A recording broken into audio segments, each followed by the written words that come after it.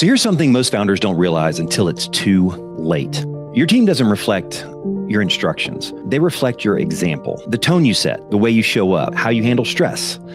That's the real company culture. If your team feels scattered, reactive, or inconsistent, it's not because they're bad hires. It's because they're following your mirror a lot of the times. Founders love to talk about culture a lot of times, right? We design core values and fancy mission statements and posters and team events, but culture isn't built by what you say. It's built by what you tolerate. Look, if you're late to meetings, people learn that's okay. If you ignore details, they do too. If you react emotionally to problems, your team learns to panic instead of problem solving. Your business is always reflecting your habits, for better or for worse. Let me give you a real example. Years ago, my team at Outsource Access started missing a lot of the small details, right? Wrong file names, skipped follow-ups, late replies. At first, look, I blamed the process. And then I realized I'd stopped holding myself accountable. I was replying to emails, super late and skipping reviews and showing up tired and late to meetings. And I was frustrated at the behavior that I had modeled. So I did something uncomfortable. I owned it, reset the standards,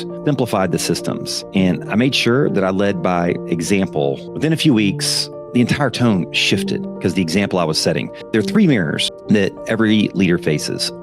Number 1 is habits. Your daily discipline sets the company rhythm. If you're consistent, your team stays consistent.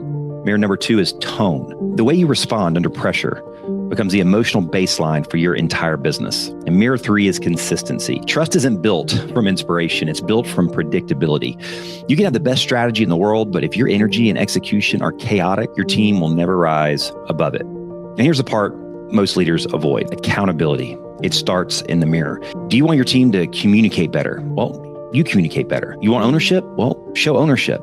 You want speed? Decide faster. The best leadership move I ever made wasn't hiring more people or building more systems. It was becoming the version of myself that I wanted my team to emulate. Because leadership isn't about authority. It's about reflection and your reflection into others. If you want a high-performing team, don't look at them, look at yourself. Every standard, every behavior, every emotion starts at the top. And when you model clarity and calm and consistency, your people don't just follow you, they become extensions of your example. And that's how culture scales. I had to learn it the hard way firsthand, not from words, but from reflection.